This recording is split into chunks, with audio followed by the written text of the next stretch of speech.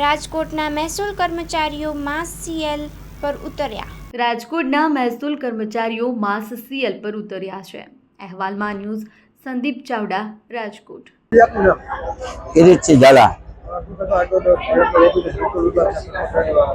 ગુજરાત રાજ્યના મહેસૂલી કર્મચારી મહામંડળ તરફથી મહેસૂલી કર્મચારીના પડતર પ્રશ્નો બાબતે આજરોજ માસ સીએલમાં જોડાવાનું નક્કી થયેલ હોય રાજકોટ જિલ્લાના દરેક મહેસૂલી કર્મચારીઓ માસ સીએલમાં જોડાયેલા છે.